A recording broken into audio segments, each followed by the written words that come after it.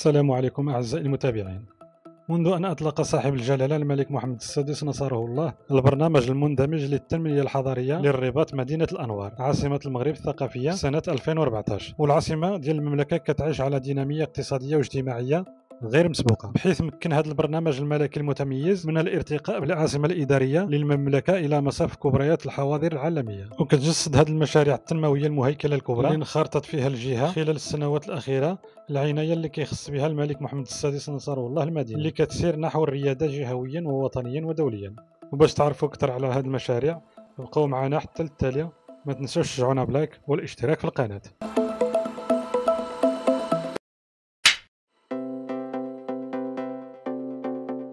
تهيئة ضفتي أبي رقراق. كتعتبر مشروع تهيئة ضفتي أبي رقراق اللي دشنو صاحب الجلالة الملك محمد السادس 7 يناير 2006 مشروعا ضخما له بعد وطني، وهو كيمتد فوق مجال رحيب كيتعدى المساحة ديالو 6000 هكتار من المصب إلى سد سيدي محمد بن عبد الله، وعنده قيمة رمزية نظرا لموقعه الاستراتيجي وعمقه التاريخي. وكيتيح هذا المشروع وضع عاصمة المملكة في المكانة اللي يجب أن تحتلها بين المدن الكبرى لحوض البحر الأبيض المتوسط والغرب الإفريقي، كما أضفى مسحة من الحيوية والتميز لصورة الرباط وسلام. واعتبارا للطابع الخاص والموقع الاستراتيجي لضفتي نهر أبي رقراق الإيكولوجية، فالمشروع اللي كتصهر عليه وكالة تهيئة ضفتي أبي رقراق تم خلقها لهذا الغرض. عمل في دراسته المنجزة على أخذ بعين الاعتبار الأبعاد الديموغرافية والتاريخية والتراثية والمادية والسوسيو اقتصادية والبيئية. وساهم هذا المشروع في إقامة مناطق مهمة للتنمية السياحية والتنشيط الثقافي والترفيه، مشكلا بذلك قطبا للتنمية الحضارية وفق تهيئة منسجمة كتلائم ومؤهلات كل منطقة على حدة، مع ضمان التوازن بين الضفتين فيما يخص برمجة مكونات التهيئة والمساهمة في حماية الموارد الطبيعية والمحافظة على الوسط البيئي.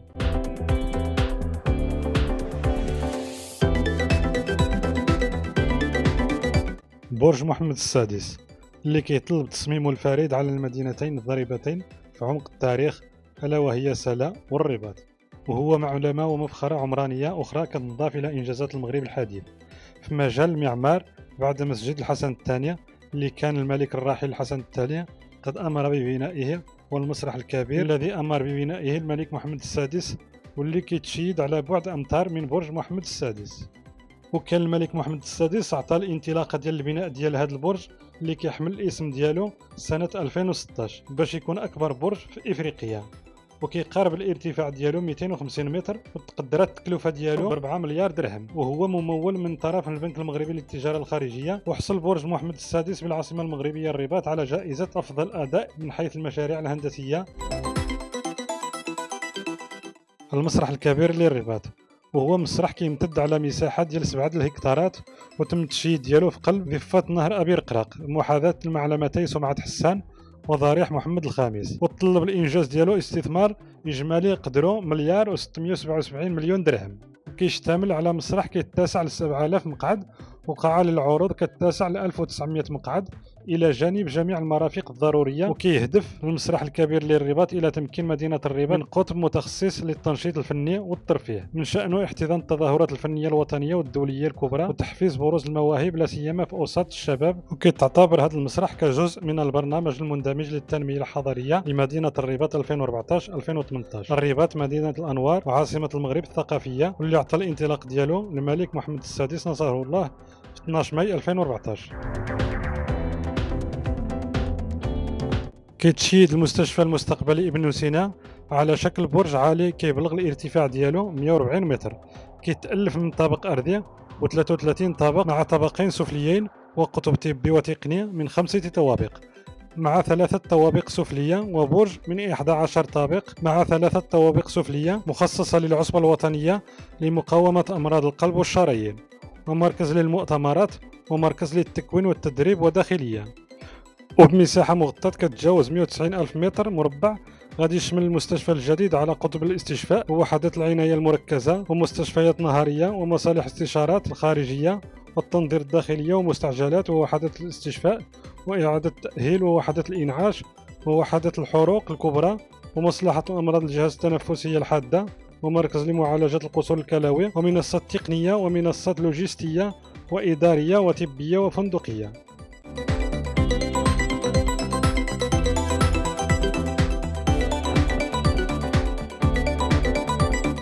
أعلنت مجموعة أكسال عن إطلاق مشروعين جديدين في مجال المولات التجارية الضخمة، موروكو مول الرباط وموروكو مول مراكش. وقد خصت المجموعة رواق خاص بتصميم في قمة الابتكار كيعكس الروح الطليعية اللي كتطبع إنجازات المجموعة لتقديم المشروعين الجديدين. وكيعكس المشروعان الاستثنائيين وفق بلاغ المجموعة الطموح ديالها الواضح المتمثل في سعيها إلى خلق فضاءات جديدة للتجارة كتولد عنها تجارب تسوق فريدة، بحيث كتجسد الوجهتان الجديدتان حرص أكسا وتشبثها بالابتكار والتكنولوجيا في جميع تصوراتها للفضاءات المستقبلية للتسوق والعيش. وانطلق تسويق الفضاءات التجارية للمولين الجديدين في الرباط ومراكش اللي تم إلى حد الآن حجز 40% من طرف علامات تجارية مرموقة.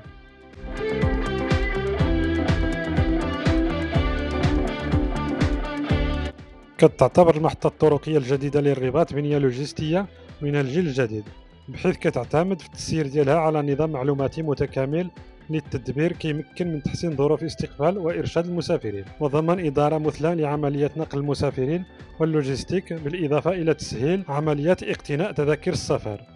وكتوفر المحطة الطرقية الجديدة للرباط اللي تندرج في إطار أهداف البرنامج المندمج لتنمية مدينة الرباط مدينة الأنوار عاصمة المغرب الثقافية على 46 رصيف لحافلات نقل المسافرين، وفضلا عن بنائها وفق هندسة معمارية متفردة كتزوج بين الأصالة والمعاصرة وتوفير ولوج مباشر للطريق السيار الرباط الدار البيضاء.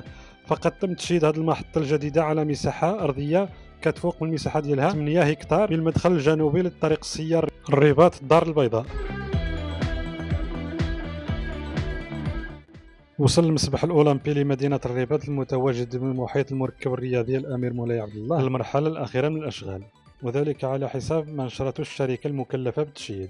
وأضافت الشركة نفسها أن المسبح المذكور غادي يكون جاهز خلال الأشهر القليلة القادمة، بحيث يقع على مساحة كتناهز 12700 متر مربع مع تغطيته بشكل كامل. وكيتوفر المسبح الجديد على جميع المواصفات الدولية المطلوبة، واللي غادي تمكن المغرب من استضافة أكبر المحافل الدولية المتعلقة بالرياضات المائية داخل المسابح.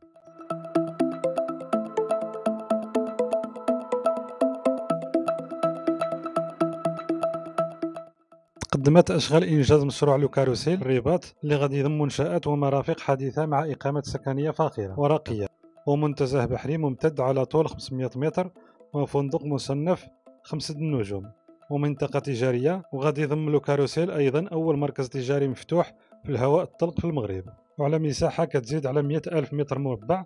غادي يوفر التصميم الشمولي لوكاروسيل مجموعة من الخدمات والمرافق العالية الجودة والمطابقة للمعايير الدولية. وغادي يشمل المشروع أول مركز تجاري في الهواء الطلق بالمغرب كيمتد على مساحة ديال 30 ألف متر مربع من المحلات التجارية ومنافذ البيع وامتيازات عالمية ومحلية.